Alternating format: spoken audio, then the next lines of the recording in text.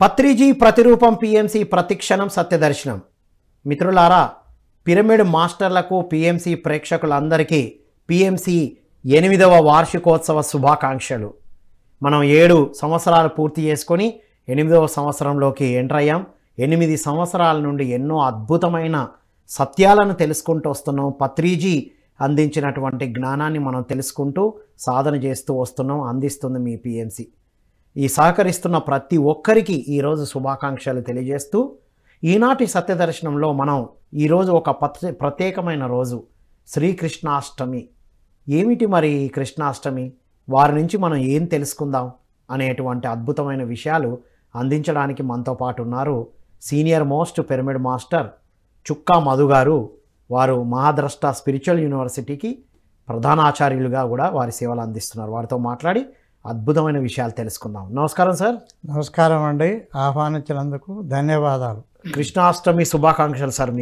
మీకు కూడా right sir. So ఏంటి సార్ కృష్ణుడు ఏంటి, అష్టమి ఏంటి, అష్టమి నాడే జన్మించారు అంటారు కదా, దాని గురించి చెప్పండి సార్. ఓం నమో భగవతే వాసుదేవాయ. కృష్ణం వందే జగద్గురు. ఎంత అద్భుతమైన విషయం అంటే, మన పిఎంసి 7 సంవత్సరాలు పూర్తి చేసుకొని అష్టమ వర్షంలో ప్రవేశించింది. ఎస్, ఇదే రోజు మనము శ్రీకృష్ణ జన్మాష్టమి జరుపుకుంటున్నాం. అందరికీ అభినందనలు. వండర్ఫుల్ కోఆర్డినేషన్ ఇది. అష్టమి అంటే సామాన్య మానవులు భయపడతారు. అష్టమి 8వ నెంబర్ శనిది, కాబట్టి 8వ నెంబర్ని ఇష్టపడరు. కానీ కృష్ణ భగవానుడు అష్టమి, శ్రావణ బహుళ అష్టమి అర్ధరాత్రి జన్మించాడు. ఈ అష్టమిని ఎందుకు ఎన్నుకున్నాడు? ఇంతకుముందు అవతారంలో ఆయన నవమి ఎన్నుకున్నాడు. శ్రీరామ నవమి. ఓహో. జన్మతిథి నవమి, పెళ్ళయింది నవమి, పట్టాభిషేకం నవమి. ఈ జన్మలో ఆయన అష్టాన్ని ఎందుకున్నాడు అంటే, చాలా ఆధ్యాత్మిక రహస్యం ఉంది అష్టమిలో. అష్టమి అంటే 2 సున్నాలు, ఒక సున్నా మీద ఇంకో సున్నా. అచ్చా, 8 అంటే ఒక సున్నా మీద ఇంకో సున్నా. పై సున్నా పైలోకం, కింది సున్నా భూలోకం. ఓహో, అది ది కాంబినేషన్. ఇన్ఫినిటీ సింబల్ కూడా, ఇన్ఫినిట్ సింబల్. శని భగవానుడు కష్టాలు పెడతాడనే అందరికీ ప్రచారం, కానీ ఆయన కష్టాలు పెట్టి నీకు నిజమైన మిత్రులు ఎవరు, శత్రువులు ఎవరు అనేది నీకు తెలియజేసి కిరీటం పెడతాడు ఆఖరికి. అష్టమ శని అంటాం మనం. ఆ అష్టమ శని దశ దాటినాక తప్పనిసరిగా నీకు కిరీటం వస్తుంది నువ్వు ఉన్న రంగంలో.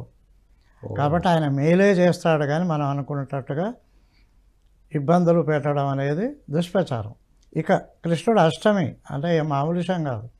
మన పిఎస్ఎస్ఎం వాళ్ళందరికీ తెలుసు అష్టాంగ మార్గం, బుద్ధుడి పతంజలి అష్టాంగ మార్గం.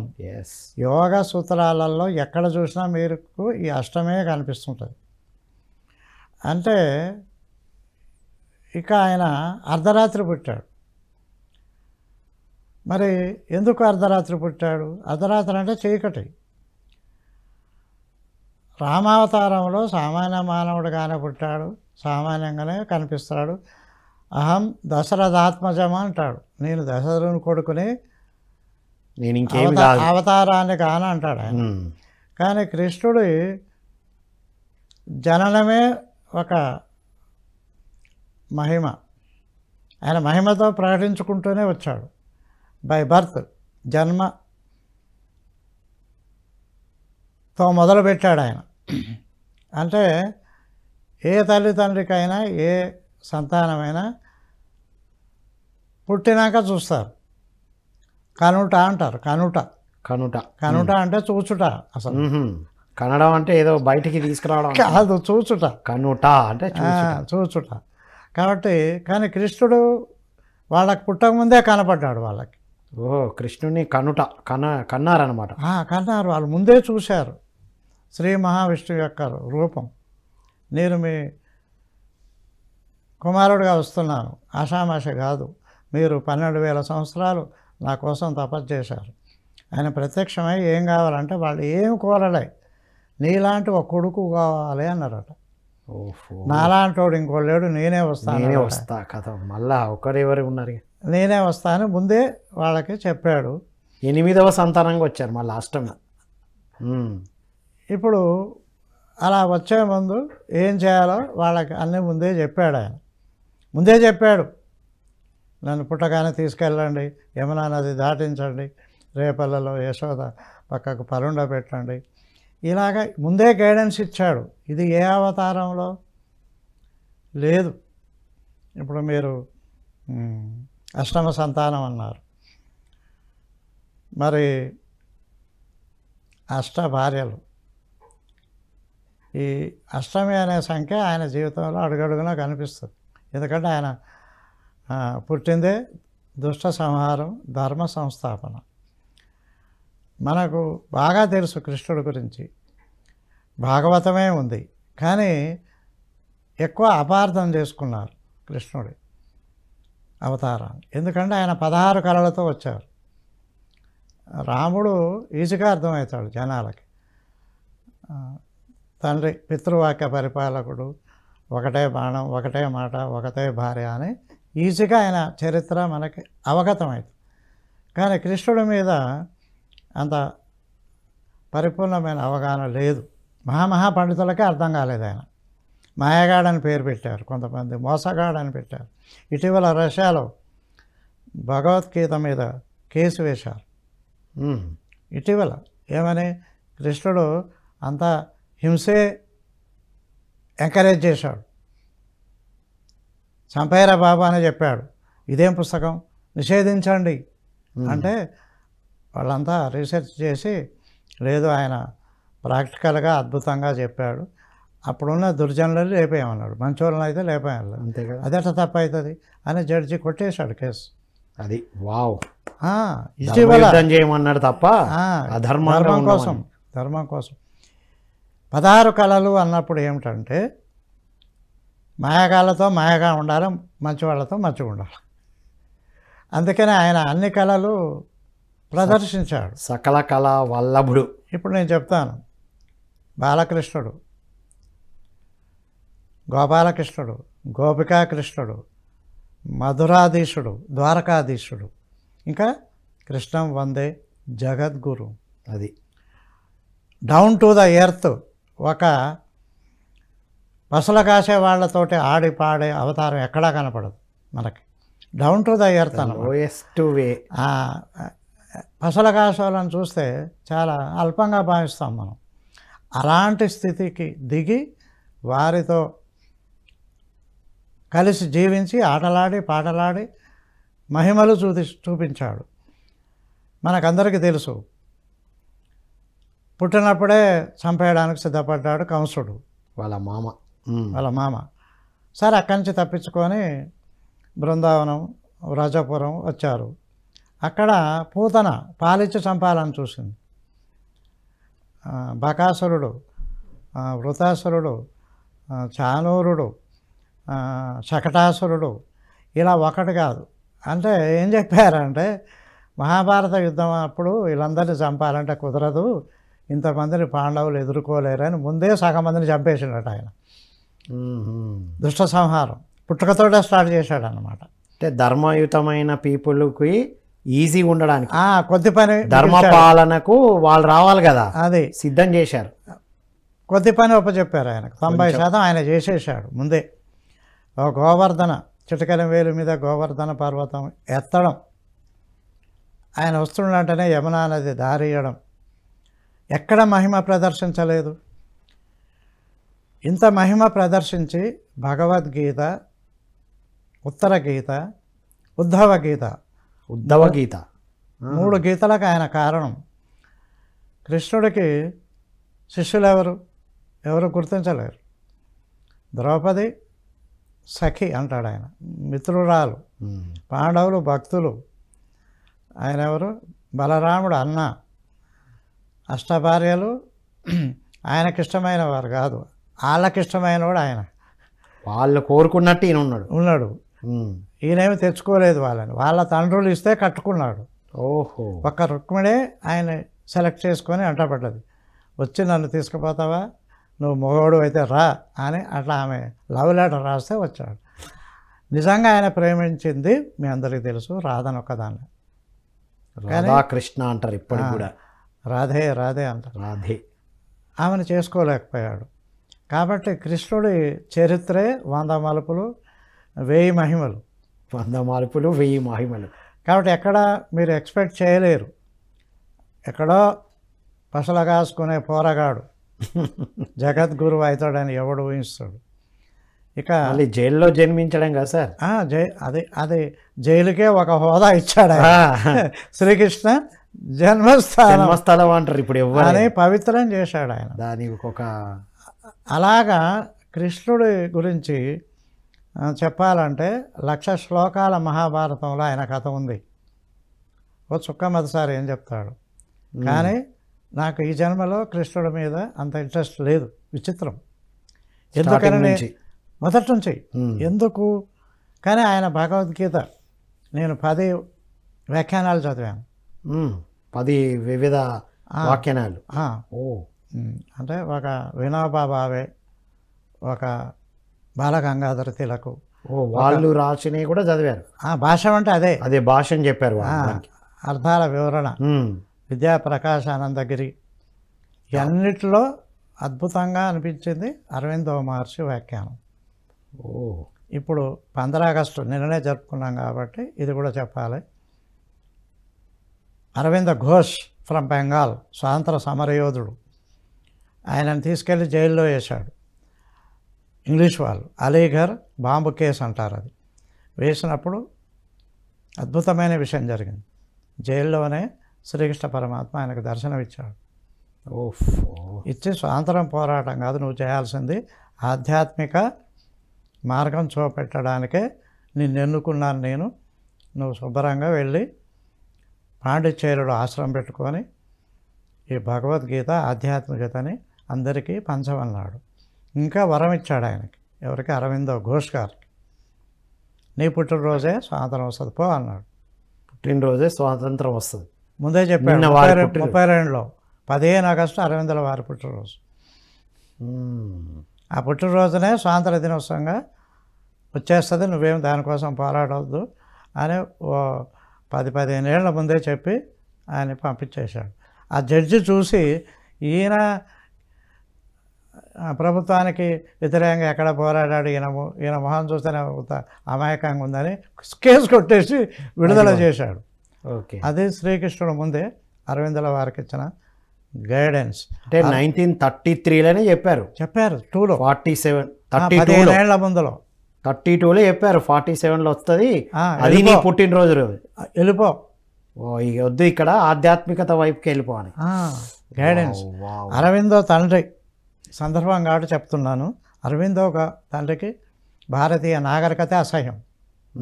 అందుకే తన కొడుకుని లండన్లో ఎల్కేజీ కాని చదివించాడు. అంత కోటీశ్వరుడు ఆయన. బ్రహ్మాండంగా చదువుకొని గ్రీకు లాటిన్ అవన్నీ చదువుకొని ఇక ముగుస్తుంది చదువు అన్నప్పుడు తండ్రి చనిపోయాడు. తండ్రి చనిపోతే తండ్రి యొక్క మిత్రుడు కొంతమంది డబ్బులు పోగేసి ఇండియాకి పంపించారు. ఆయన ఇక్కడికి వచ్చి చూశాడు. ఆయన చూసి ఒక యూనివర్సిటీలో లెక్చరర్గా జాయిన్ అయ్యాడు. అయ్యి సంస్కృతం నేర్చుకున్నాడు, హిందీ నేర్చుకున్నాడు, భారతీయ భాష, భగవద్గీత చదివాడు, రామాయణ భాగవతాలు చదివాడు. తండ్రి ఏదైతే ద్వేషించాడో అవన్నీ నేర్చుకున్నాడు. బుద్ధుల వారి స్టోరీ లాగే ఉంది సార్. బుద్ధులు వాళ్ళ తండ్రి కూడా ఏమనుకున్నాడు, నిర్బంధం, రాజు కావాలి అనుకున్నాడు, వాళ్ళకు వ్యతిరేకంగా అయ్యాడు. అదే అందుకని మహాత్ముల యొక్క చరిత్ర అంతా కూడా, బాల్యం అంతా కూడా కష్టభూయిష్టంగా ఉంటుంది. సో వారు దీనికి భాష్యానం రాశారు. Aurobindo the essays on Gita, essays on Gita ఉంటుంది. ఎస్ఎస్ మీరు ఇప్పుడు అన్నారు కదా, శ్లోకం తాత్పర్యం ఉండదు, డైరెక్ట్ ఎసెన్సే రాసేసింది. ఏమిటంటే ఈ చోట పరమాత్మ ఇలా చెప్పాడు, ఓ 10 అధ్యాయాలు దాటాక దీన్ని ఇంకో రకంగా చెప్పాడు, చివరికి వచ్చేసరికి ఇంకో రకంగా. ఎందుకు ఇలా చెప్పాడో ఇప్పటికీ ఎవరు చెప్పలేదు. ఒక అరవిందో చెప్పాడు. అది చదివాను కాబట్టి నాకు భగవద్గీత సంపూర్ణ అవగాహన ఉంది. చూడండి, మీరు ఫిజికల్గా అయితే నచ్చలేదు కానీ అసలు ఆయన ఎట్లనే పడ్డా. ఆ పుస్తకాలు చదివిన తర్వాత అర్థమైంది. అంటే స్వాధ్యాయం ఎంత ఇంపార్టెంట్ సార్. పుస్తకాలు అందుకనే ఆయన చెప్పాడు. ఎవరు మన అశ్వత్థామ అనుకుంటా, శివుడే ఇంగ్లీష్లో వస్తున్నాయి వాటి చదవండి, పుస్తకాలే మిమ్మల్ని ముందుకి ఆత్మ ప్రయాణానికి దోహదం చేస్తాయి అంటాడు. స్వాధ్యాయమే చెప్తాడు. ఎవడు? ఈశ్వరుడు చెప్తాడు ఈ మాట ఆ మహాజ్ఞానం అనే బుక్లో. అది మహాజ్ఞానం. ఇప్పుడు మహాజ్ఞానం వచ్చింది, ఇది కూడా చెప్పాలనుకున్నా. మహాజ్ఞానం కృష్ణుడి గురించి యథార్థమైన ఆయన ఆత్మకథ మీకు తెలియాలంటే మాస్టర్స్, ధ్యానులారా, ప్రియమిత్రులారా, మహాజ్ఞానంలో కృష్ణుడు ఏం చెప్పాడు అది చదవండి. 6 పేజీలు ఉంటుంది మహాజ్ఞానంలో. కృష్ణుడు చెప్పింది బుక్. 40 మాస్టర్స్ అనే తెలుగులో వచ్చింది. తెలుగులో ఇప్పుడు మహాజ్ఞానం, మహాజ్ఞానంగా by C Aruna madam, Anantapuram. ఆ బుక్ చదవండి. అందులో కృష్ణుడు ఆత్మకథ ఉంటుంది, 6 పేజీలు. అద్భుతంగా ఆయన గురించిన యథార్థమైన కథ మనకు తెలుస్తుంది. అసలు వండర్ఫుల్ డీకోడింగ్ సార్. ఒక కృష్ణుడి గురించి మాట్లాడేటప్పుడు మనం ఎన్ని విధాలుగా తెలుసుకోవచ్చు అన్నిటినీ ఒక దగ్గరికి చేస్తున్నారు మీరు. Wonderful sir, really. బంగారు మలతాడు, బంగారు మలతాడు పట్టుదట్టి సంజతాయతలు సరిమువ్వ గజ్జలు చిన్ని కృష్ణ నిన్ను చేరి కొలుతూ కస్తూరి తిలకం లలాట పలకే వక్షస్థలే కౌస్తభం కరతలే వేణుం కరే కంకణం నాసాగ్రే నవమౌక్తికం సర్వాంగే హరిచందనంచ కలయం కంఠే ముక్తావళి గోపస్త్రీ పరివేష్టితో గోపస్త్రీ పరివేష్టితో విజయతే గోపాల చూడామణి విజయతే గోపాల చూడామణి. మీరు ద్వారక వెళ్ళారనుకోండి, కృష్ణుడి పేరే వినపడదు. వాళ్ళు ద్వారకాధీశ్ అంట. ద్వారకాధీశుడు కృష్ణ పేరే ఎత్తరాలు. ఎందుకంటే కృష్ణుడు అంటే మధుర. మరి కృష్ణుడు గోపాల కృష్ణుడు ఈ పేరు అదే మధురలో కృష్ణుడు, మధురలో కృష్ణుడు అన్నారు. ద్వారకలో ద్వారకాధీశ్, మా రాజు అని ఇంకో పేరు చెప్పరు. అంటే రేపల్లెలో గోపాలకృష్ణుడు, గోపికాకృష్ణుడు. మధురకు వస్తే మధురాధిపతి. వదనం మధురం అధరం మధురం అసితం మధురం మధురాధిపతే అఖిలం మధురం జననం మధురం మరణం మధురం. ఇలాగ ప్రతిదీ మధురమే. ఆయన యొక్క రూపం, ఆయన కథ, ఆయన చరిత్ర, ఆయన పనులు ఏది చూసినా మధురంగా ఉంటుంది. నాకు నచ్చింది కాళిక మర్దనం, కాళీయ మర్దనం. మనం చూస్తే ఓ పాముంది మడుగులో, దాన్ని పట్టుకున్నాడు, పడగల మీద డ్యాన్స్ చేశాడు, దాన్ని లొంగ తీసుకున్నాడు. ఆ రేపల్ల వాసులకు భయం లేకుండా చేశాడు. ఇది పై కథ, అసలు కథ ఇది కాదు. అంతరార్థం వేరే ఉంది. ఆ సర్పం అనేదే మన సహస్రారం, మన వెన్నుపాము. దానిపైన నువ్వు డ్యాన్స్ చేయాలంటే నువ్వు ధ్యానం చేసి శేషుడు పైన నువ్వు నృత్యం చేయాలి. శేషుడు అంటే ఈ శరీరంలో ఉన్న అన్ని తత్వాలను దాటింది శేషత్వం. శేషత్వం అంటే మిగిలింది. ఏం మిగిలింది? అష్టం అన్నాం కదా, 7 చక్రాలు, తర్వాత 8వది. ఓహో, అదే శేష పాన్పు. దానిపైన ఆయన డ్యాన్స్ చేశాడంటే, తనలో దానిపైన ఆయన నృత్యం చేశాడంటే శరీరంలో ఉన్న అన్ని తత్వాల మీద ఆధిపత్యం వహించి జ్ఞానేంద్రియాలు, కర్మేంద్రియాలు, విషయేంద్రియాలు, 96 తత్వాలు, పంచకోశాలు, సప్త చక్రాలు వీటన్నిటినీ యోగా ద్వారా అధిగమించి ఆయన పై స్థితిలో ఉన్నాడు. ఆ మహాజ్ఞానంలో ఎంత అద్భుతంగా చెప్పాడంటే, ఈ క్లాస్ చెప్పడానికి నేను రామాయణ భారతంలో స్వామిది ఉంది, కానీ స్వయంగా ఆయన మనకు మెసేజ్ ఇచ్చాడు, మన పిఎస్ఎస్ డైరెక్ట్ తనే ఇచ్చారు కదా, ఇచ్చాడు. కాబట్టి ఇందులో ఏం చెప్పాడని చూస్తే, బాబు మీరు ఇప్పుడు మహాకారణ లోకంలో మహాకారణ లోకాల ఆవల ఉన్నా అని చెప్పాడు. మహాకారణ లోకాల బయట ఉన్నాడు, బయట ఉన్నా, నేను బిజీగా ఉన్నాను, కానీ మీలాంటి జ్ఞానుల గుంపు చూస్తే నాకు ముచ్చటేస్తుంది, అందుకే మిమ్మల్ని చూడడానికి వచ్చిన అన్నాడు. వావ్. అరుణ గారి ద్వారా ఆయన మెసేజ్ ఇచ్చాడు. ఒక 1000 ఏళ్ల కాలం తాను యోగా నేర్చుకున్నాడు అని చెప్తాడు ఆయన. 1000 ఏళ్ళు 1000 ఏళ్ళు యోగ సాధన. మేలాగా నేను సామాన్య మానవుడిని అంటే మనకు తెలిసిన కృష్ణ కథ వేరు. ఇప్పుడు మహాజ్ఞానుడు ఆయన చెప్పింది స్వయం వారే చెప్పారు కాబట్టి డిఫరెంట్గా ఉంటుంది. అంటే సాధారణంగా నేను మీలాగే ఉండి 1000 ఏళ్ళు సాధన చేసి సాధనతో నేను ఎదిగాను అనేది చెప్పారు అనేది చెప్పారు. అది మనం నమ్మశక్యం కాదు. మనం విన్న కథలకి మనం తినే అన్ని ఒక దేవుడు మనకు సాధ్యం, అవతార పురుషుడు వారికి మాత్రమే సాధ్యము, వన్ ఆఫ్ ఇట్స్ కైండ్. అది శ్రీ మహేశ్వరు ఆయనలాగా వచ్చాడు. ఇలాగా ఈ 2 కథలు నిజమే కావచ్చు, కానీ ఆయన తన నోట స్వయంగా చెప్పారు. కాబట్టి అక్కడ ఏం చెప్పాడంటే, ఆయన తనకి ధ్యానం తెలియదు, ఏం తెలియదు, మామూలు పిల్లవాడు. తన ఫ్రెండ్ ఒకడు ఇంట్లో డబ్బులు ఎత్తుకొస్తాడు, దొంగతనం చేస్తాడు. వాళ్ళ తల్లి వచ్చి ఈయనని అడుగుతుంది, నీ మిత్రుడు దొంగ అయ్యాడు, మీరన్నా చెప్పండి బాబు, అలా చేయొద్దు అని చెప్తే ఆయన ఆలోచించి ఏమీ తోచక తల్లిదండ్రులను పోయి అడుగుతాడు, నా ఫ్రెండ్ దొంగ అయ్యాడు, మరి నేను వాడిని ఎట్లా సరిచేయాలి, ఇది తప్పు అని ఎలా చెప్పాలి, అమ్మా నాయన మీరు చెప్పండి అంటే వాళ్ళు ఏమంటారంటే, నువ్వు ఒక మంచి పని చేసావురా బిడ్డ, నువ్వు వెళ్ళి వాడికి సూటిగా మాటలు చెప్తే ఆడు వినకపోయేటోడు, నువ్వు మమ్మల్ని అడిగావు చూడు, ఇది మంచి పని, ఇప్పుడు ధ్యానం నేర్చుకుంటారు. తల్లిదండ్రులే నేర్పిస్తారు.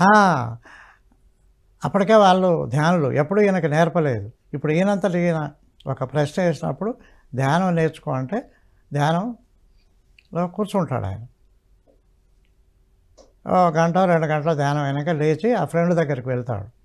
వెళ్ళేసరికి వాడేమంటాడు, చేతులు పట్టుకొని, ఒరే నువ్వు వచ్చి భలే చెప్పినవరా మంచి పాటలు, మన ఇంట్లో మనం దొంగతనం చేయకూడదు, తల్లిదండ్రి మన కోసమే కదా సంపాదించి పెట్టేది, నువ్వు భలే చెప్పావురా, నాకు బుద్ధి వచ్చింది, నేను అమ్మ నాయన దగ్గరికి పోయి నా తప్పు ఒప్పుకున్నా, థ్యాంక్ యూరా అంటాడు. వీళ్ళు ఎప్పుడు చెప్పాడు, సూక్ష్మ శరీరం వెళ్ళి ధ్యానంలో కూర్చుంటే అదే జరిగిపోయింది.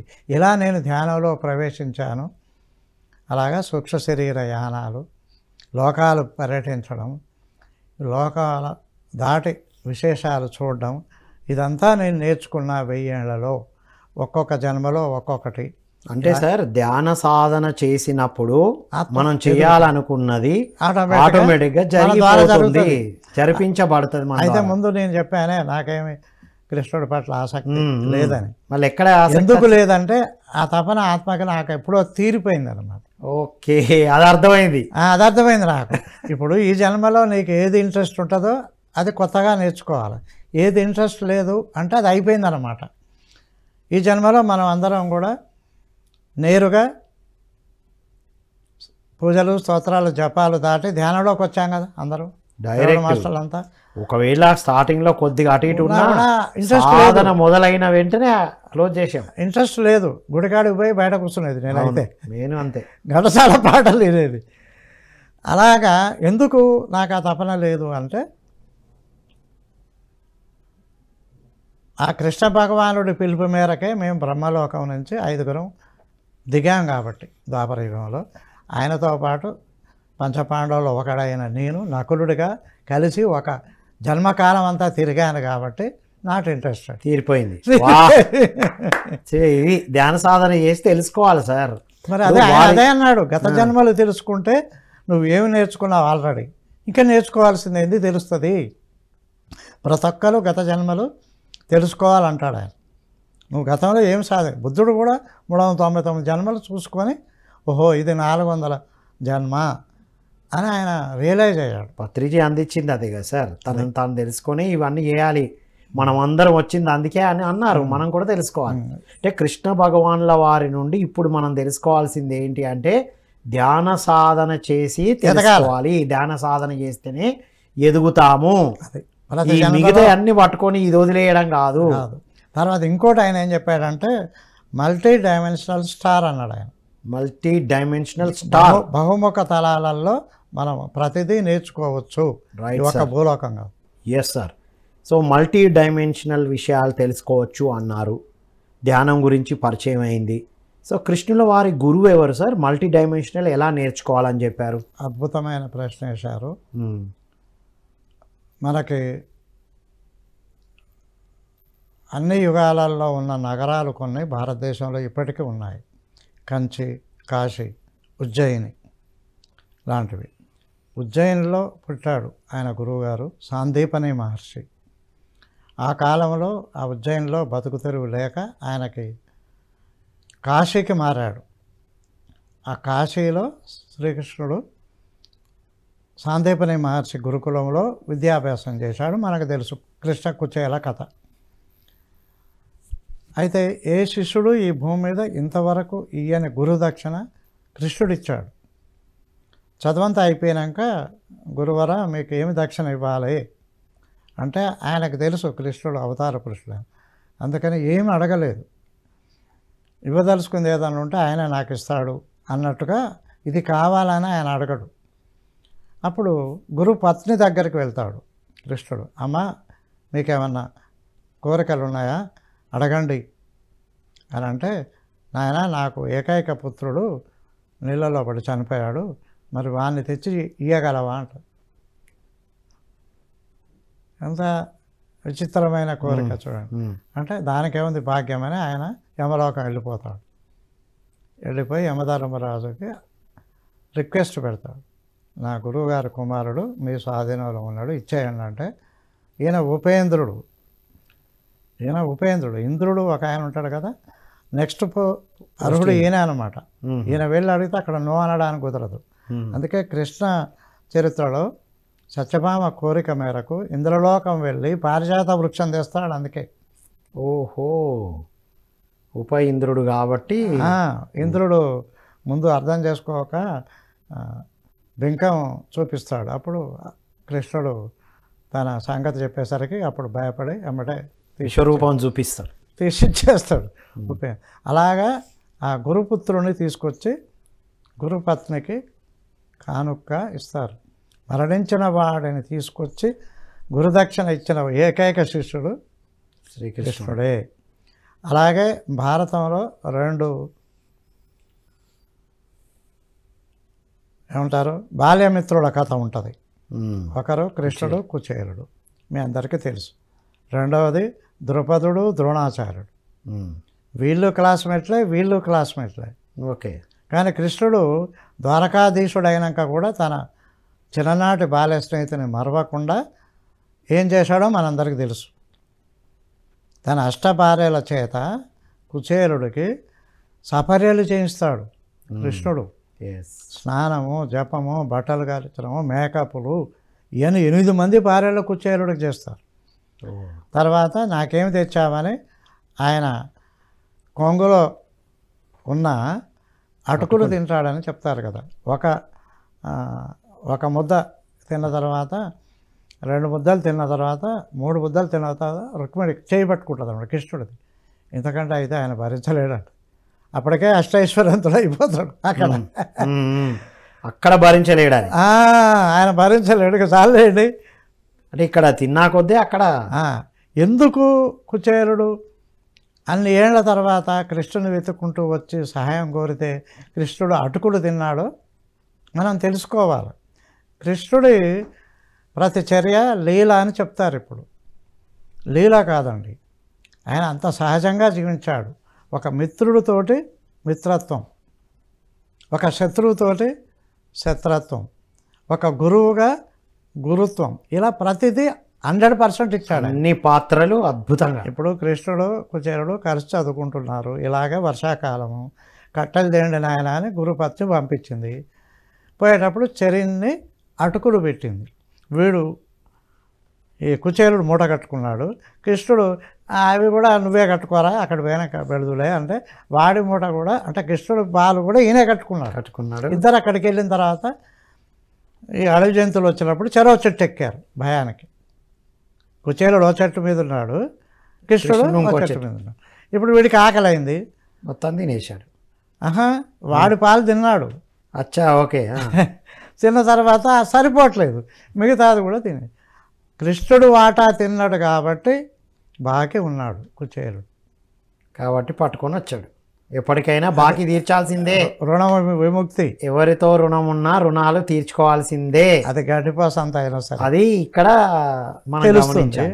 ఇక ద్రుపద మహారాజు ద్రోణాచార్యుడేమో క్లాస్మేట్కి విలువేయకుండా అవమానిస్తే నిన్ను చంపే కొడుకుని కంటరా అని ద్రోణాచార్యుడు దీక్ష పట్టి వెళ్ళి అర్జునుని శిష్యుడిగా చేసుకొని అర్జునుడి చేత ద్రుపద మహారాజును ఓడించి ఆ కథ మిత్రద్రోహం. రెండు మహాభారతంలో ఉన్నాయి, అన్ని పాత్రలు ఉన్నాయి, అన్ని ఎగ్జాంపుల్స్ ఉన్నాయి. ఎగ్జాంపుల్స్ ఎక్కడెక్కడ ఎలా ఉండాలి. ఇక కృష్ణుడి కొన్ని విషయాలు చూస్తే కర్మ సిద్ధాంతాన్ని ఆయన అద్భుతంగా రుజువు చూపించాడు. ఒకటి, శ్రీరాముడు లక్ష్మణుడు. ఆ జన్మలో శ్రీరాముడు ఏం చెప్తే అది చేశాడు లక్ష్మణుడు. ఇసుకుపోయాడు ఆయన ఒక సందర్భం. ఇసుకుపోయి నువ్వు ఆడవ ముక్కు చెవులు పోయావంటే కోసిన, వదిన అడవుల దూలమంటే తోలిన, ఇలాగ నీకు ఇష్టం వచ్చినట్టు చెప్పినవు చేయించినవు, నేను ఇక చెయ్యను అంటాడు. లక్ష్మణ స్వామి ఎవరంటే ఆదిశేషుడు, శంకు చక్రాలు భరత శత్రుఘ్నుడు, విష్ణువు రాముడు కావచ్చు. ఇప్పుడు లక్ష్మణుడు తిరుగుబాటు చేస్తున్నాడు కూడా. అప్పుడు రాముడు అంటాడు, వచ్చే జన్మలో నువ్వు అన్నవైదువులేరా పరశురాముడా? అప్పుడు నువ్వు చెప్పినట్టు నేనేంటా అంటాడు బలరాముడు. ఓహో, బలరామ కృష్ణులై వస్తారు. ఇప్పుడు కృష్ణుడు తమ్ముడు బ్రదర్ వేషం వేశాడు ఇక్కడ, లక్ష్మణుడు అన్న వేషం పాత్ర తీసుకు. ఇక బలరాముడు చెప్తా ఉంటాడు, కృష్ణుడు వెనక తప్ప ఇన్నట్టు యాక్షన్ చేస్తుంటాడు, చేయాల్సింది చేస్తూనే ఉంటాడు. లోక కళ్యాణానికి ఏది మంచిదో అయితే అది చేస్తున్నాడు. చూపిస్తారు కదా శశిరేఖని, అది సుభద్రని చెల్లని వాడికి దుర్యోధనునికి ఇస్తామంటే ఈయన అర్జునుడికి చేస్తాడు. ఇలాగా అదొకటి. రెండవది, ఈయన అవతార సమాప్తికి ఆ భయవాడు వచ్చి బాణం కొడతాడు, అది బొటనవేలుకు తరుగుతుంది కృష్ణుడికి. విశ్రాంతి స్థితిలో ఉండి ఒక పార్కులో విశ్రమిస్తున్న కృష్ణుడి బొటనవేలు ఇలా అంటుంటే కుందేటి చెవి అని వాడు కొట్టాడు. కుందేలు ఉంది అక్కడ అని, అది ఆ బొటనవేలు తరుగుతుంది. అంతటితో ఆయన అవతార సమాప్తి. వాడు వచ్చి అయ్యో మహాత్మా మిమ్మల్ని నేను కొట్టానా, ఎంత పాపం అని ఏడుస్తాడు. అంటే నేను అప్పుడు రాముడిగా సాట కొట్టిర్రా, నువ్వు వాలివి అప్పుడు ఇప్పుడు బాగా తెచ్చుకున్నావు పోనాయన, ఎట్లాగో నేను సమాప్తి చేయాలి, నువ్వు దారి చూపించావంటాడు. ఇలాగా ఇంకొకటి ఉంది, యశోద పెంచిందని మనకు తెలుసు. ఇద్దరు తల్లుల కొడుకైన దేవకి వసుదేవులు, యశోద నందనులు. కానీ ఎక్కడా యశోద పెళ్లి చేయలేదండి.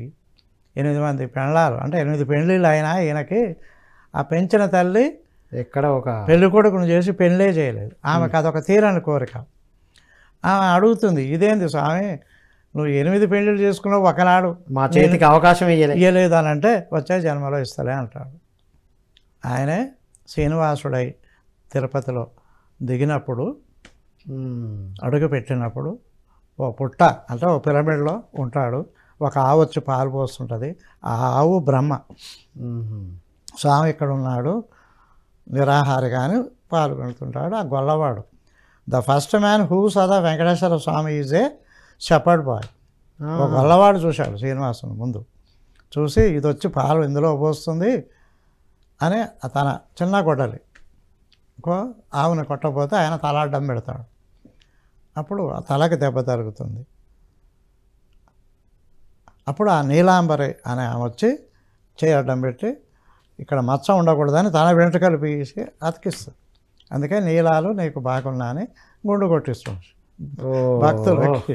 భక్తుల గుండు కొట్టిస్తుంది. అలాగే మొదట చూసిన వాడు గొల్లవాడు యశోద కదా. ఆమె ఆ తిరుపతి కొండ మీద వకులాభరణ దేవి అయి ఆశ్రమం పెట్టుకొని ధ్యానం చేస్తుంటుంది. ఈయన ఈ దెబ్బ తినిపోతే రాబిడ్డ అని పెంచుకుంటాడు శ్రీనివాసు. అప్పుడు నాకు రాజుగారి బిడ్డ పెళ్ళంగా కావాలి, నువ్వు పెళ్లి సంబంధం మాట్లాడుకో అని పంపిస్తాడు యశోదని. అంటే వకులాభరణ దేవి పంపిస్తే ఆమె పోయి మాట్లాడితే మరి ఈయన బీకారు ఎవడిస్తాడు, ఈయనే ఎరుకల సానిక పోయి ఆ రాణిని బుట్టలో వేసుకొని వచ్చే సంబంధం నువ్వు అంటే మీరు కష్టాల పాలవుతారు, చప్పుడు చేయక చేస్తాను, నువ్వు ఏంది సూర్యుడు చంద్రుడు ఉన్నంతకాలం నీ పేరు నీ పెళ్ళం పేరు ఉంటుంది, ఆయనకు పిల్లని ఇవ్వండి అని ముందే చెప్తాడు మేకప్. అప్పుడు ఆ సంబంధం ఓకే చేస్తారు. కుబేరుడు దగ్గర అప్పు తీసుకుంటాడు. ఆ యశోదే వకులాభరణ దేవి అయి పెళ్లి చేస్తుంది కలియుగంలో. వా కృష్ణావతారం కర్మ సిద్ధాంతాన్ని అక్షరాలు తప్పకుండా ఆచరించి మనకు బోధించారు. దీని ద్వారా బోధించారు. ఏమి ఉండద్దు, అన్ని క్లియర్ చేసుకొని వెళ్ళిపోవాలి. ఒక శిష్యుడుగా గురుదక్షిణ తీర్చుకున్నాడు. ఒక గోపాలకుడుగా ఒక అవతార పురుషుడై ఉండి మామూలు గోపాలకులతోటి ఆడి పాడి ఈతలు కొట్టి నాడు. ఆ గోపికలంతా ఎవరు? రామావతారంలో ఋషులు 16,000 మంది గోపికలు. రాముడి మోహన రూపం చూసి మేము ఆడోళమై పుట్టమైతూ మిమ్మల్ని వాటేసుకునే వాళ్ళము అని అంటారు. అప్పుడు ముగ్ధులు అయిపోయారు. అంటే మీరు గోపికలే వద్దులేరి, అప్పుడు మీ కోరిక తీరుతుంది అంటాడు. అలాగా గోపాలలో ఆ గోపికలందరూ చిన్న మొదలు పెద్దవాళ్ళ వరకు ఎంట పడుతూ ఉంటారు ఆయన. వాళ్ళు కోరుకొని వచ్చారు కాబట్టి. ఇప్పుడు అందులో ఒక అమ్మాయి ఏముంది ఈ నల్లటోడు దగ్గర వీళ్ళంతా ఉరుకుతూ ఉంటారని ఆమె మాత్రం కృష్ణుడితో మాట్లాడదు, దగ్గరికి పోదు ఆమె. అలా శరీరం వదిలేసింది. పైలోకం పోయినాక అర్థమైంది పరమాత్మ అని. అరే మనం ఎంత తప్పు చేసినామో, పరమాత్మతో కలిసి ఉన్నా ఆయనను గుర్తించలేదు, ఇది నేను మహాపాపం చేసిన, ఇక పుట్టి ఆయన పాటలే పాడాలని వచ్చింది మీరాబాయి. ఆ గోపిక ఓకే, ఆ గోపికే ఈ కలియుగంలో మీరాబాయి వచ్చి బొమ్మ, కృష్ణుడి బొమ్మే నా మొగుడని ఎదిగింది. అప్పుడు కృష్ణుడు ఆమెకి ప్రత్యక్షంగా కనబడి ఆమె అన్ని కోరికలు తీర్చాడు. ఆమెకి సంప్రదాయంగా పెళ్ళయింది. భర్త అర్థం చేసుకున్నాడు ఇదేదో పిచ్చిమాలోకం అని. కానీ రాజకుటుంబీకులంతా అలా ఆమె మీద కుట్ర చేసి ఎలగొట్టేటట్టు చేస్తే ఆ రాజ్యం 7 ఏళ్ళు కరువుతో పీడించబడ్డది. ఆమె బృందావనం పోయి హాయిగా మీరాబాయి పాట చాలా పాడుకునేది, ఒక్కడ రావట్లేదు ఇప్పుడు. హే గిరిదారి అంటదా, గోవర్ధన గిరిని ఎత్తినవాడ అని పాట పాడుతుంది. అలాగా జీవితాన్ని కృష్ణుడికి అంకితం చేస్తుంది. అప్పటి గోపిక ఇప్పటి మీరాబాయి. ఇలాగ కృష్ణుడు ఒక భక్తురాలిని, ఒక తమ్ముడుగా కృష్ణుడు, ఒక భర్తగా కృష్ణుడు, ఒక పంచపాండవులకైతే ఆయనే ఫ్రెండు, ఆయనే గురువు, ఆయనే గైడు, అన్నీ ఆయనే. ద్రౌపదికి అయితే ఇష్టమైన ఫ్రెండ్ అన్నయ్య. అలాగా రుక్మిణి కోరుకుంటే ఆమెను వివాహం చేసుకున్నాడు. మిగతా 7 వాళ్ళ తండ్రులు ఇచ్చారు, రకరకాల కారణాలతోటి చేసుకోక తప్పలేదు, సత్యభామతో సహా. కానీ ఆయన తప్పేమీ లేకుండా శాపం పొందాడు. మహాభారత యుద్ధం అంతా అయిపోయాక పాండవులు, కృష్ణుడు ఆ ధృతరాష్ట్రుని, గాంధారిని చూడడానికి వెళితే అప్పుడు ఆ గాంధారి అంటదనమాట, నువ్వు మామూలుడు కావు, లీలా మానుష విగ్రహం, నటన సూత్రధారివి, నువ్వు తలుసుకుంటే యుద్ధం ఆగేది, కానీ నువ్వు నా 100 కుమారుడు చావడానికి కారణమైనవు. ఆయన అంతకుముందే వచ్చి యుద్ధం వద్దురా అని చెప్పారు. అప్పుడు విన్నారా కొడుకులు? అది మర్చిపోయింది ఆమె. కృష్ణుడే రాయబారం వచ్చాడు, అప్పుడు వినలేదు ఎవడు. ఇప్పుడు వాళ్ళు చచ్చినాక నువ్వే కారణం, నా వంశం నిర్వంశం అయినట్టే నీ వంశం అవుగాక అన్నది గాంధారి కృష్ణ పరమాత్మని. ఆయన ఏమీ అనలేదు, కోపగించుకోలేదు. మంచిది తల్లి, నువ్వు కడుపు మండి శపించినవు, నాకు కూడా ఒక దారి ఏర్పడ్డది, నేను కూడా భూలోకం వదలాలి కదా, మంచిదే అని స్వీకరించు. అది జరిగింది ద్వారకలో. ఇక ద్వారక అంటే ఏంటిది? ఇది చాలామందికి తెలియదు. మొదలలో ఆయన ఉన్నప్పుడు జరాసంధుడు ఆయన మీద 10-15 సార్లు దండెత్తాడు. ప్రతిసారి యుద్ధమే. జరాసంధుడికి చావు లేదు. అందుకే కృష్ణుడు ఏం చేయలేడు. ఏంది వీడితోటి కొట్లాడడమే సరిపోతుంది, నా ప్రజలకు సుఖం శాంతి లేదని ఓ అర్ధరాత్రే ఆ మధురా నగరాన్ని, ఇటు ఉత్తరం వైపు ఉన్న నగరాన్ని, పడమర వైపు సముద్రం మధ్యలో పెట్టాడు. ఆ నగరాన్ని కృష్ణుడు తన యోగ శక్తి చేత. అది ఫ్లోటింగ్ సిటీ. అచ్చా, నీటి మధ్యలో ఉంటుంది. ద్వారకా అనేది ఒక ఫ్లోటింగ్ సిటీ. ఇప్పుడు అక్కడ ఉన్నాడు ఆయన. జనం అంతా ఎప్పటిలోకెళ్ళి ఉంది, ఏం మారలేగా. కాబట్టి వాళ్ళు మేము సముద్రం మధ్యలోకి వచ్చినాం అనేది కూడా తెలియదు. ఆ ద్వారకాలో ఉన్న వాళ్ళకి తెలియదు. అంతే కదా, గొడవలు ఏవి లేకుండా. అందుకే వాళ్ళు ద్వారకాధీశ్ అంటారు. నేను అడిగాను అనమాట ద్వారక వెళ్ళినప్పుడు. మధుర అయితే చూడలేదు, వీలు కాలేదు. ద్వారక అయితే చూశాను. అక్కడ ఒక బార్బర్ షాప్లో నేను అడిగాను ఆ సెలూన్ అతన్ని, మీకు ఎలా ఉంది ఈ నగరంలో మీ జీవితం, ఇది కలికాలం అంటే, అయ్యా ద్వారకాధీశ దయ వల్ల మాకు అన్న వస్త్రాలకి లోటు లేదన్నాడు ఆయన. ఓకే, ఇక్కడ ఉన్న వాళ్ళు ఎవరు బతుకు తెరువుకి ఇబ్బందులు లేదు. ఆయన కొడుకు ప్రద్యుమ్నుడు కట్టిందే ద్వారకా గుడి. ఇప్పుడున్న గుడి ప్రద్యుమ్నుడు కట్టాడు ఆ గుడి. అలాగా ఆ ద్వారక యుగాంతంలో మునిగిపోయింది. ఇప్పుడున్న దేవాలయానికి ఒక 12 కిలోమీటర్ల దూరంలో సముద్రం అడుగున ద్వారకా నగరం యాజ్ ఇట్ ఈజ్గా ఒక 50-60 ఏళ్ల కిందనే పురావస్తు శాఖ వాళ్ళు ఆనవాళ్ళు దొరికాయి. కానీ అప్పుడున్న ప్రభుత్వం శ్రద్ధ పెట్టలేదు, కేంద్ర ప్రభుత్వం. మళ్ళీ ఇటీవల ఈ ప్రభుత్వం మళ్ళీ శ్రద్ధ పెట్టి అన్నీ వెలికి తీస్తున్నారు. డాక్యుమెంటరీలు కూడా వచ్చాయి. ఆ మునిగిన నగరం ఎలా ఉందనేది కూడా చూపిస్తున్నారు ఇవాళ. కాబట్టి కృష్ణుడి కథ, మహాభారతం, రామాయణం ఇవేవి కథలు కావు, చరిత్రలు. ఎలా చెప్పగలవు అంటే ఇతిహాసాలు అంటారు కానీ పురాణ కథలు అనరు. భారత రామాయణ ఇతిహాసాలు అంటే జరిగి ఉన్నవి, ఇది ఇలాగా జరిగింది, హిస్టరీ. కాబట్టి క్రియేటెడ్ కాదు, ఫిక్షన్ స్టోరీ కాదు. ఇవన్నీ కూడా ఇప్పుడు అన్ని రుజువులు దొరుకుతున్నాయి. మిత్రులారా, ఈ శ్రీకృష్ణ జన్మాష్టమి, శ్రావణ బహుళ అష్టమి, ఆయన పుట్టాడు చీకట్లో అర్ధరాత్రి. మళ్ళీ శివరాత్రి ఉంది, అక్కడ లింగానికి పూజిస్తాం. అర్థం ఏంటంటే ఇక్కడ సాకార రూపం, అక్కడ నిరాకార రూపం. ఓకే, కాబట్టి ఏ అవయవాలు లేని ఒక లింగం పరమాత్మకి రూపకంగా మనం, అది శివరాత్రి. ఏ ఆకారం లేనిది, ఆ స్థితికి ఎదగాలి మనం యోగాలో. ఇలా రూపము నుండి సాకార అంటే మనం అంటే వివిధ జన్మలుగా వస్తున్నాం.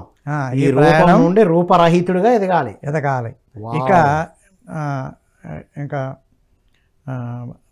మరొకటి ఏమిటంటే భగవద్గీత కృష్ణుడే చెప్పారంటారు కదా. చెప్పింది వ్యాసులు, రాసింది గణపతి కృష్ణుడి ద్వారా అర్జునుడికి. కృష్ణగీత ఎందుకు అన్నారు?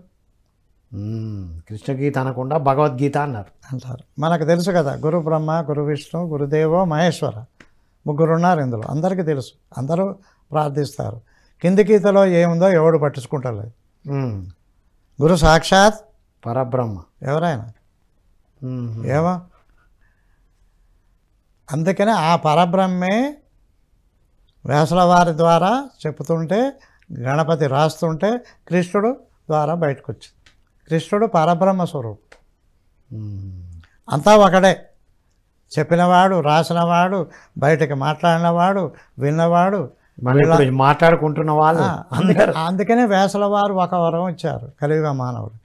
నా పుట్టినరోజు ఎవరికి జరపాలి అంటే, ఎవరైతే భారత రామాయణ భగవద్గీతలు ఆధ్యాత్మిక జ్ఞానం చెప్తారో వారే నా స్వరూపాలు అన్నాడు ఆయన. అదే గురు పౌర్ణమి, ఆషాఢ పౌర్ణమి.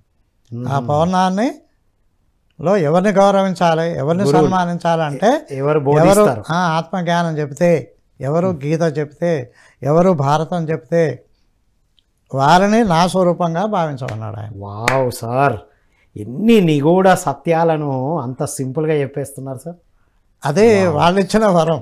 నిజం అంటే వాళ్ళు ఇంకొక ఇచ్చిన- ఆయన ఇక్కడే ఉన్నాడు. ఆ, ఆయనే ఆ టెక్నికల్ మ్యాను, ఆయనే ఈ కెమెరా మ్యాను, ఆయనే యాంకరు, ఆయనే బోధకుడు, ఆయనే ఇంత శక్తి ఇస్తున్నాడు. వాళ్ళే ఇప్పుడు ఫుల్ వైబ్రేషన్ ఉంది నాకు. ఏమి చెప్పాలి అసలు? మీరు వేసిన ప్రశ్న చిన్నది కాదు కదా. శ్రీకృష్ణ జన్మాష్టమి అంటే కృష్ణుడు అంటే ఏంది? ఏమో చిన్న విషయమా? మనం ఏం చెప్తాంరా బాబు అని వాళ్ళ నోలు సంది నేను దాని మీద కాన్సన్ట్రేట్ చేస్తున్నా కానీ ఏమీ దొరకలేదు. కానీ 2 రోజుల ముందే ఏదో ఒక స్థుతి చేయాలి స్వామిది. ఏం చేయమంటారు అంటే ఏమైంది మన సొసైటీలో అంటే నాలాంటి వాడి పరిస్థితి నిన్న తెలిసింది ఒకటైతే ఇవాళ పొద్దున్న ఇంకోటి వస్తుంది, మారిపోతుంది. నిన్నది మర్చిపోతున్నాం. నిన్నటి మర్చిపోయి కొత్తగా చెప్పాల్సింది. కాబట్టి నేనేమి చదివానో నేనేమి విన్నానో ఏమీ గుర్తుకు రాకపోతే ఏం చెప్తాంరా బాబు, ఆయన చెప్పేది మనం కాదు అని ఆయనకు వదిలేసిన. క్లాసులో వచ్చినప్పుడు ఆయన చెప్పుకుంటుండే అని అలా వచ్చి కూర్చుంటేనే ఇంత అద్భుతంగా వచ్చింది. ఇంత అద్భుతంగా అన్ని విషయాలు మనకి వినపడుతున్నాయి ఆయన ద్వారా. ఎగ్జాక్ట్లీ. అదే ఇంకోటి సార్, ఇది ఇందులో ఇంకొక ఘట్టం గురించి కూడా తెలుసు. చెప్పబోతున్నాం. ఒక్క నిమిషం మళ్ళీ చెప్పండి. భగవద్గీత ఒకటే కాదు, పిఎస్ఎస్ఎం వాళ్ళు మూల పురుషుడు జగద్గురు బ్రహ్మర్షి పితామహ పదే పదే చెప్పింది ఏమిటి? కోటి పూజ సమో స్తోత్రం, కోటి స్తోత్ర సమో జప, కోటి జప సమో ధ్యానం, కోటి ధ్యాన సమో లయ. ఇది ఎక్కడుంది చెప్పండి మీరే? ఇది ఉత్తర గీతలో ఉంది. మనకు ముందే అందించారు. ఎందుకా ఉత్తర గీత అంటే 6 నెలలు అయిపోయింది, యుద్ధం అయిపోయింది, ధర్మరాజు పట్టాభిషేకం అయిపోయింది, అర్జునుడికి గుర్తుకు వచ్చింది. అప్పుడు అరే మా బావగారు యుద్ధంలో ఏదో చెప్పాడు, ఒక్క ముక్క గుర్తులేదు నాకు అని రథం వేసుకొని ద్వారక్క పోయాడు. హస్తినాటు ద్వారక. ఓకే. వెళ్ళి ఏంది ఇంత అర్జెంటుగా వచ్చామంటే అయ్యాలేమో చెప్పిరు చూడండి, మళ్ళీ ఒకసారి చెప్పండి అన్నాడు. మళ్ళీ రిపీట్ రాదు. అప్పుడు చెప్పింది నేను కాదన్నాడు. వారు కూడా కాదు, అంతేగా పరబ్రహ్మ అంటే కదా నేను అంతే. వారి ద్వారా ఏం చెప్పాడో ఏమో. కాబట్టి ఒక వరుస క్రమంలో అప్పుడు వచ్చింది. ఇప్పుడు నేను అది చెప్పను, ప్రాక్టికల్ చెప్తారా కూర్చో బామార్ది అన్నాడు. ఏమిటది? ఇదే కోటి పూజలు, కోటి స్తోత్రాలు, కోటి జపాలు, ఒక ధ్యానం చేసుకో. ధ్యానం యోగి భవ అర్జున మళ్ళీ చెప్పాడు అనమాట. అక్కడ రిపీట్ ధ్యానం చేసుకోరా. ఏం ధ్యానం? శ్వాస మీద ధ్యాస. అది ఉత్తర గీత. అది 30 శ్లోకాలు. దీని తర్వాత నేను అడిగాను ముందే శిష్యుడు ఎవరని, ఎవరికి తెలియదు. ఉద్ధవుడు. కృష్ణ 24 hours గురువు వెంటే ఉంటాడు ఆయన. ఉద్ధవుడు. రాధ దగ్గరికి పోయినా, సత్యభామ దగ్గరికి పోయినా, రుక్మిణి దగ్గర శిష్యుడు ఎమ్మటే ఉంటాడు. కానీ భాగవతంలో రికార్డెడ్గా ఉంది, కానీ ఎవరు పట్టించుకోలే, ప్రచారం చేయలేదు. ఉద్ధవ గీత. శిష్యుడు కూడా ఒక గీత రాశాడు మిత్రులారా. శిష్యుడు కూడా కృష్ణుడి అంటే సంగతితో తెలుసుకున్నవి రాశాడు. ఉద్ధవ గీత. గీత అవైలబుల్ ఉందా? ఉంది ఉద్ధవ గీత. ఇప్పుడు మన ఉత్తర గీత వరకు కొంత ఐడియా ఉంది, కానీ ఉద్ధవ గీత మనం మరి చెప్పాలి కదా, కృష్ణుడు చెప్పుకోవాలి కదా. మరి కృష్ణుడి గురించి చెప్పాలంటే అన్నీ చెప్పాలి. ఇప్పుడు ద్వారకాపూర్ ప్రెస్ వాళ్ళ దగ్గర పోండి, వాళ్ళు ఇస్తారు. రైట్, ఒక ఎపిసోడ్ చేద్దాం దాని మీద. ఉద్ధవ గీత ద్వారా నేను కృష్ణుడి గురించి తెలుసుకోవాలని మహాభారతం వెతికాను. నా దగ్గర 8 పర్వాలు ఉన్నాయి. 18కి 8 పర్వాల 2 బుక్కులు ఉన్నాయి. సెట్ దొరకలేదు ఆ రోజు. అందులో కృష్ణుడు జననం, ఆయనకు పేరు పెట్టింది ఎవరంటే గర్గ మహాముని. ఒక మామూలు వ్యక్తిలాగే ఆయనకి ఏమంటారు, గర్భధానం కానించి, నామకరణోత్సవం కానించి, ఏంది జన్మదినోత్సవం కానించి, వివాహ మహోత్సవం, ఇలాగ 16 సంస్కారాలు, 16 సంస్కారాలు ఒక మనిషికి చేస్తారు భారతీయులు. చివరిదే అంతిమ సంస్కారం అంటారు. అందుకే ఆ అంతిమ సంస్కారం కృష్ణుడి గురించి నేను చెప్పలేను, మీరు నమ్మలేరు కూడా. నిర్వాసం అయిపో అన్నది కదా గాంధారి. అప్పుడు ఈ యదువంశం అంతా కూడా పిక్నిక్ వెళ్ళారు సముద్రం ఒడ్డుకి. పిక్నిక్ తెలుసుగా, వనభోజనాలు. వెళ్ళిన తర్వాత ఈలోగా కృష్ణుడికి 8 మందికి 8 కొడుకులు. 8 మందికి 8 కొడుకులు. అందులో ఒకటి పేరు సాంబుడు.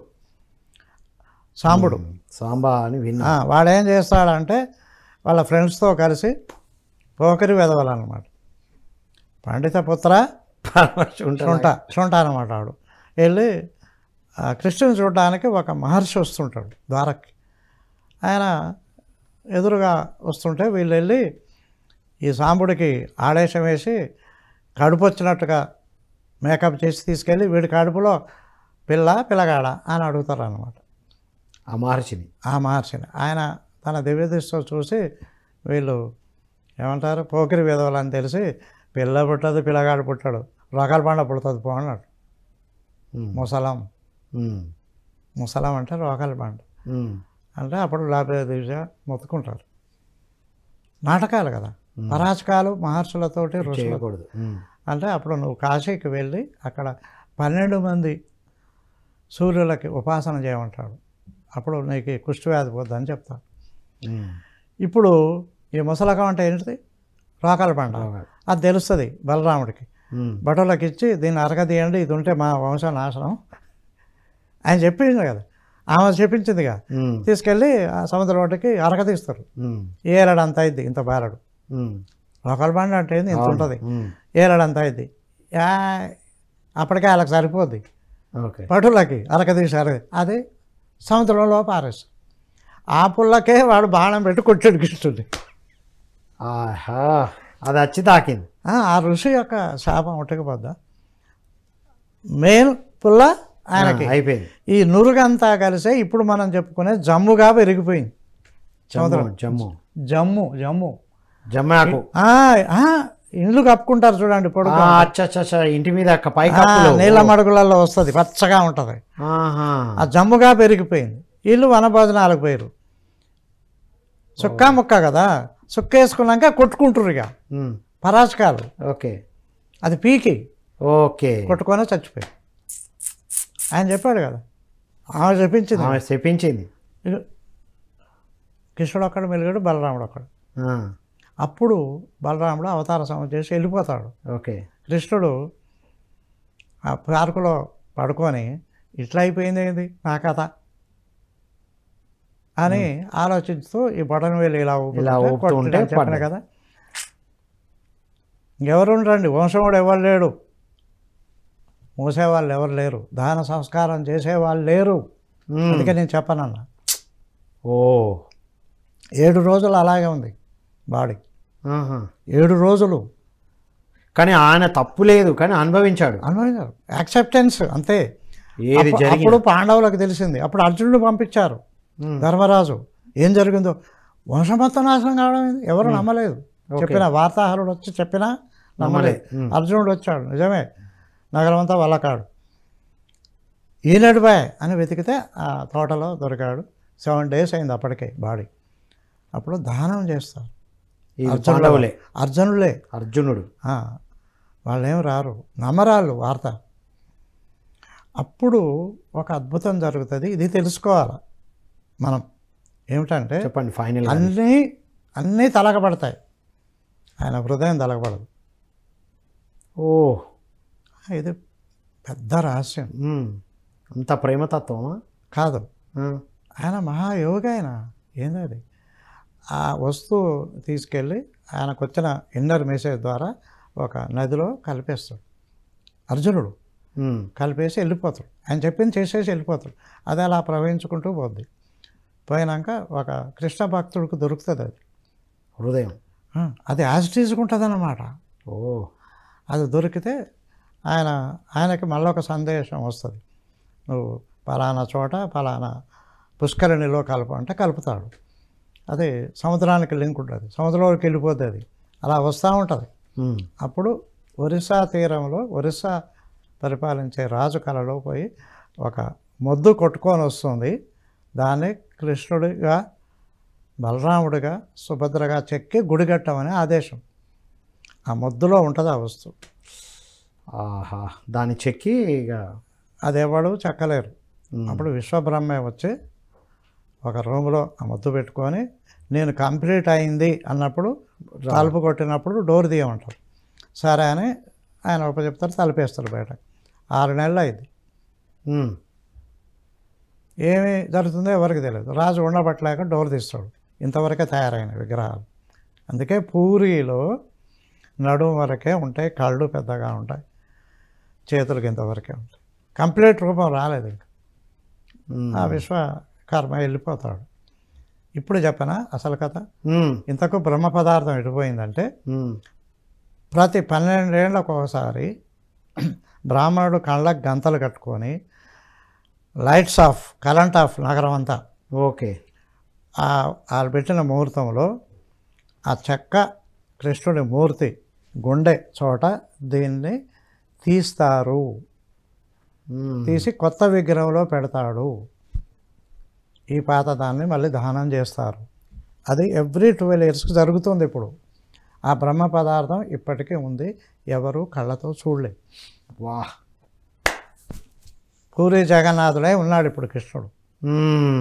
వాహ్, అందుకే పూరి జగన్నాథ్ అనేది బాగా వరల్డ్ వైడ్. వాహ్, ఇవాళ వండర్ఫుల్ సార్, రియలీ ఎన్ని అద్భుతమైన సత్యాలు సార్. చివరగా మీ మెసేజ్ సార్ ఈరోజు. కృష్ణుడు ఏమి చెప్పాడు అంటే, మిత్రులారా, ఆయన అర్జునుడికి చెప్పినట్లుగా ఉత్తర గీతలో ధ్యానం శరణం గచ్చామి. ఒకటి, మోసగాళ్ళతో మోసగానే ఉండండి, మంచి వాళ్ళతో మంచిగా ఉండండి. తర్వాత ధర్మబద్ధంగా ఉండండి. ధర్మో రక్షిత అంటాం కదా, ప్రతిసారి దాన్ని ధ్యానం రక్షిత చేశారు. కాబట్టి ధ్యానం ఒకటి పట్టుకుంటే, ఇప్పుడు ఈ యుగ మార్పు సందర్భంగా పిఎస్ఎస్ఎం వాళ్ళందరినీ చూడడానికి కృష్ణ పరమాత్మ వచ్చారు. ఆయన ఎనర్జీ మనకి ఇస్తూనే ఉన్నారు, ఇస్తూ ఉంటారు. కాబట్టి యుగ మార్పిడిలో మనము ఆ కృష్ణ వందే జగద్గురు, మళ్ళా మన జగద్గురు బ్రహ్మర్షి పత్రిజీ వరకు కూడా మనం వాళ్ళ సహచర్యంలో ఉన్నాము. వాళ్ళు చూపిన బాటలో నడుస్తున్నాము. అందుకని కృష్ణుడు ఆదర్శం దేనికంటే అన్నిటికీ. Wonderful sir. ఓ శిష్యుడిగా, ఓ తండ్రిగా, ఓ కొడుకుగా, ఓ భర్తగా, ఓ స్నేహితుడిగా, ఒక రాజుగా, ప్రతిదానికి ఆయన ఎలా ఉండాలో ఎగ్జాంపుల్ ఇచ్చారు. కృష్ణ వందే జగద్గురు. హరి ఓం. Thank you so much sir, అద్భుతమైన విషయాలు అందించారు. Thank you. ఇది మిత్రులారా, కృష్ణం వందే జగద్గురుం. విన్నాం కదా, ఇవన్నీ ఎంత అద్భుతమైన వైబ్రేషన్, ఎన్ని అద్భుతమైన సత్యాలు తెలుసుకున్నాం ఈరోజు. ఓవరాల్గా మనం ఏం చేయాలి మరి అంటే, ధ్యాన సాధన చేయాలి. ధ్యానం చేసి ధర్మంగా జీవించమన్నారు. స్వధర్మమైన ధ్యానాన్ని ఆచరిస్తే పరధర్మమైన జంతు హింస లేకుండా జీవిస్తూ ఈ ఆత్మజ్ఞానంతో జీవించడం. యోగీ భవార్జున వారు చెప్పింది అదే. అన్నిటినీ సమంగా తీసుకునే అటువంటి విషయాలన్నీ దీంతో వస్తాయి. వారి జీవితంలో ఏమి జరిగినా ప్రతి స్టెప్పుని అంగీకరించుకుంటూ వెళ్ళారు. యుద్ధానికి నిజంగా వారు కారణం కాకపోయినా ఆ శపించడాన్ని కూడా అంగీకరించారు. అట్టెట్ట శపిస్తావు, నేను ఇంత చేశాను అని ఎక్కడా అనలే. ఇది మనం నేర్చుకోవాల్సిన అద్భుతమైన విషయం. అంగీకార తత్వముతో ఉండడం. ఏది జరుగుతున్నా, ఏది వస్తున్నా అంగీకరిస్తూ, ఏ పాత్రలో మనం ఉంటే ఆ పాత్రను 100కి 100% ఆ పాత్రను అద్భుతంగా పోషించడం అనేది, అది కూడా సరదా తత్వంతో అనేదే కృష్ణ భగవానుల నుంచి నేర్చుకున్నాం. కాబట్టి మిత్రులారా, ఇలాంటి అద్భుతమైన కార్యక్రమాలు అందిస్తున్న పిఎంసికి అందరం సహాయ సహకారాలు అందిస్తూ మరింత ఉన్నతంగా ఎదగాలని కోరుకుంటూ మరో కార్యక్రమంలో మళ్ళీ కలుద్దాం. అంతవరకు సెలవు. Thank you all.